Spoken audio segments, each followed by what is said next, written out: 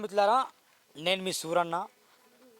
ఈరోజు నేను గంగారాం బస్తీ, ఇది కూడా కాగజ్ నగర్ పట్టణంలోనే ఉంది, వార్డ్ నెంబర్ 2. ఈ గంగారాం బస్తీకి రావడం నిజంగా చాలా గొప్పగా భావిస్తున్నాను నేను.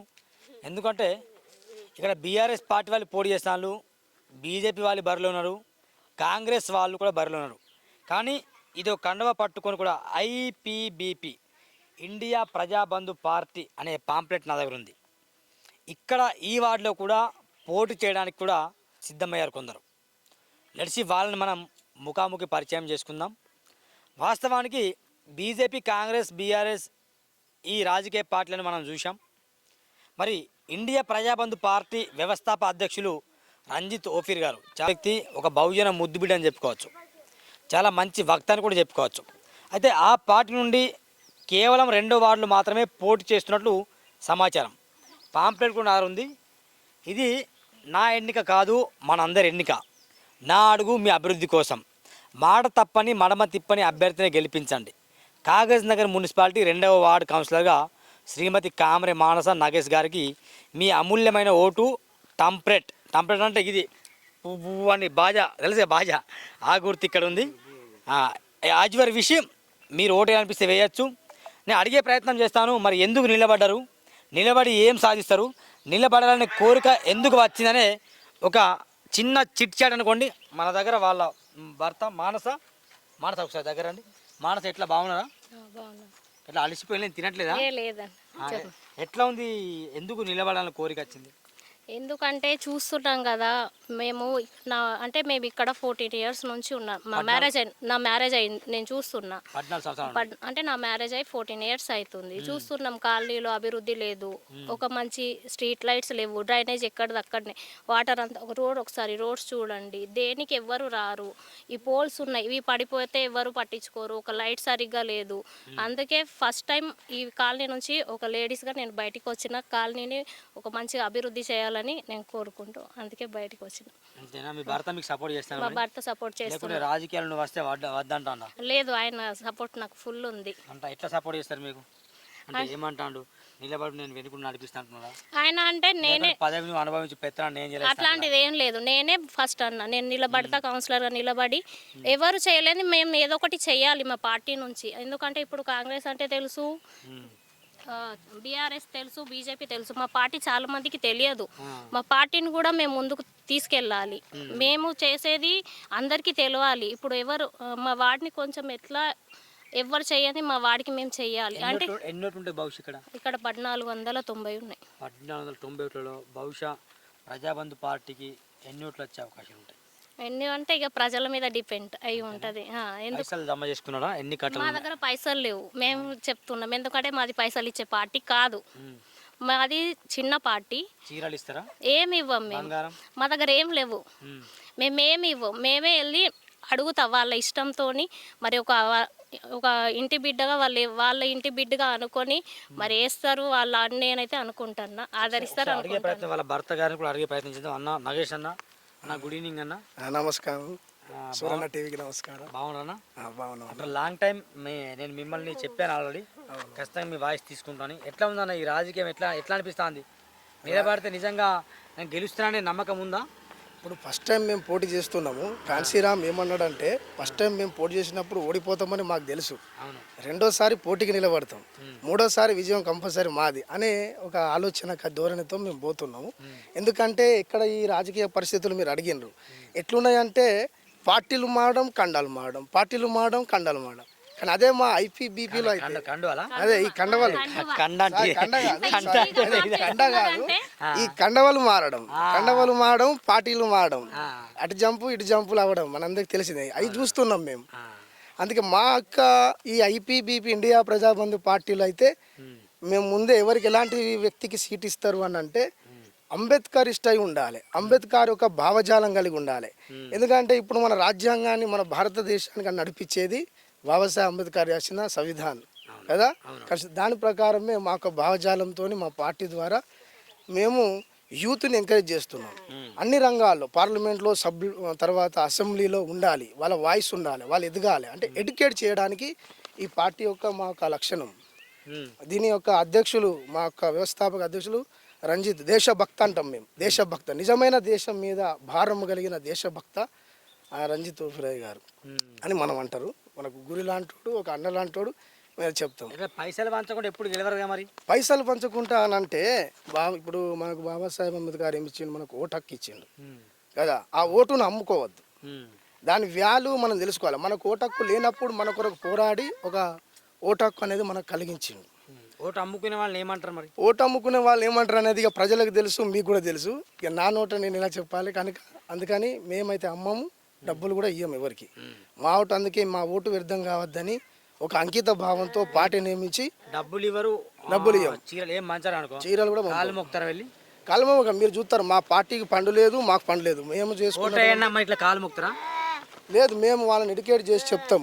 ఎందుకంటే ఇంతకుముందు సార్లు ఏం చేసిండ్రు, ఇప్పుడు వాళ్ళు ఏం చేస్తున్నారు ఒకసారి ఆలోచన చేయాలి. అంటే ఈ వార్డు నెంబర్ 2లో ఫస్ట్ టైం మా ఆవిడ నిలబడ్డది. ఎందుకంటే ఈ వార్డు నెంబర్ 2లో ఇప్పటిదాకా నాకు తెలిసి ఈ వార్డులో నుంచి ఎవరు పోటీ చేసిన వాళ్ళు లేరు, చేసిన వారు ఎవరు కూడా లేరన్నమాట. అట్లా అని చెప్పేసి మేము అంకిత భావంతో ఈ వార్డు 2వ వార్డు కొరకు ఇక్కడ ఉన్న ప్రజలు ఓటరు మహాశయులు కూడా ఆలోచించాలి, గుర్తించాలి. ఎమ్మెల్యే కూడా నేను పోటీ చేయడం జరిగింది. మేము గెలుస్తామని కాదు, ఎందుకంటే ఒక భావన కలిగి చెప్పిన కదా, చట్టసభలో అసెంబ్లీ పోయే వరకు మేము పోరాడుతూనే ఉంటాం, అంకిత భావంతో పోరాడతాం. ఇంకా మోర్ మీరు తెలుసుకోవాలంటే మళ్ళీ 2018 నుంచి అక్టోబర్ నుంచి మా పార్టీ రన్ అవుతూనే ఉంటుంది. ఇలా సర్పంచ్లో కూడా మేము పోటీ చేశాం.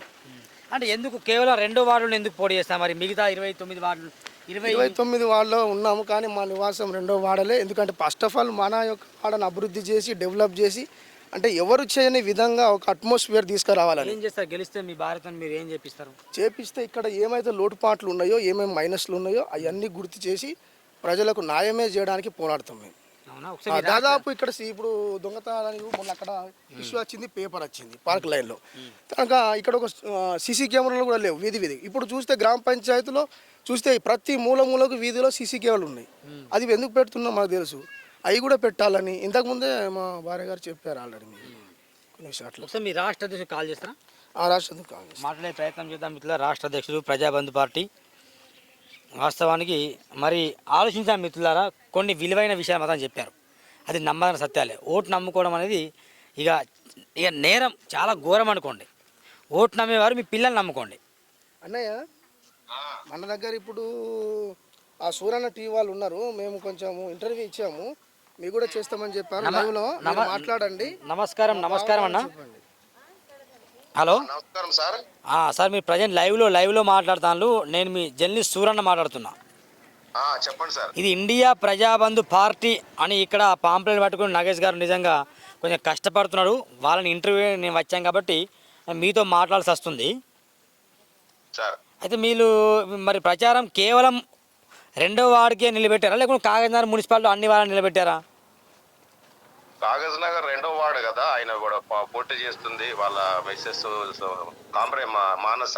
అవునవునవును. మరి ఎట్లా సార్, ఏమన్నా అంటే ఈ రాజకీయాలు మొత్తం డబ్బుతో ముడిపోయి ఉంటాయి కదా, వీళ్ళకి ఏమైనా డబ్బులు ఇచ్చి వెళ్ళారా పంచమని చెప్పి? అదేనండి, ఇప్పుడు మనకు పార్టీ యొక్క సిద్ధాంతము, పార్టీకి బలమైన సిద్ధాంతం ఉంది, క్యాడర్ ఉంది, అంబేద్కర్ భావజాలం ఉంది.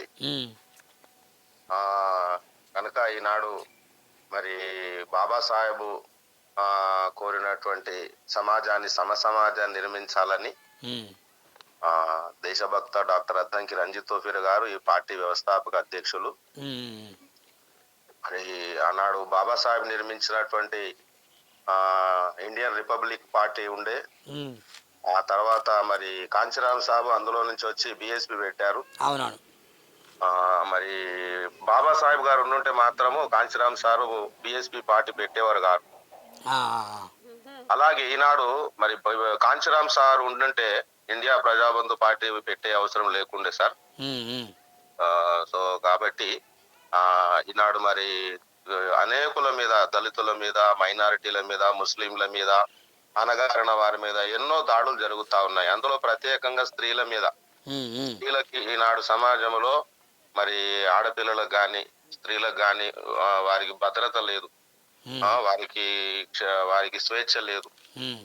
సో కాబట్టి స్త్రీలకు సముచిత స్థానం కల్పిస్తూ ఇండియా ప్రజాబంధు పార్టీ మరి మహిళ అయినటువంటి మానస గారు నిలబెట్టడం జరిగింది. వీళ్ళ మీద మరి ఎన్నో ఈ అఘాయిత్యాలు, ఈ యొక్క మరి అభాండాలు జరుగుతా ఉన్నాయి. సో వీటన్నిటిని రూపుమాపడానికి ఇండియా ప్రజాబంధు పార్టీ పూనుకున్నది. మనువాదాన్ని అంతమొందించాలని, కులరహిత మతరహిత సమసమాజ స్థాపాన్ని, సమసమాజ నిర్మాణాన్ని చేయాలని ఇండియా ప్రజాబంధు పార్టీ పూనుకుంది.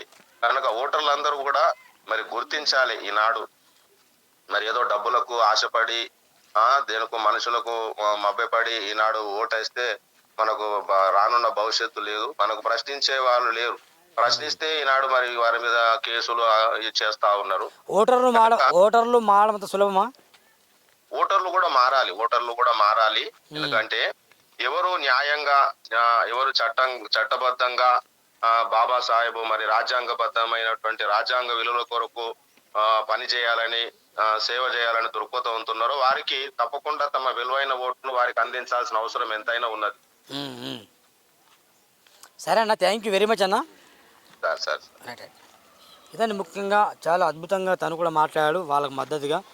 మరి ప్రజల ట్రంపెట్ గుర్తు అన్న, ఎన్నో సీరియల్ నెంబర్ ఎంత అన్న? సీరియల్ నెంబర్ 4 ఒక మంచి భావజనత వస్తాను.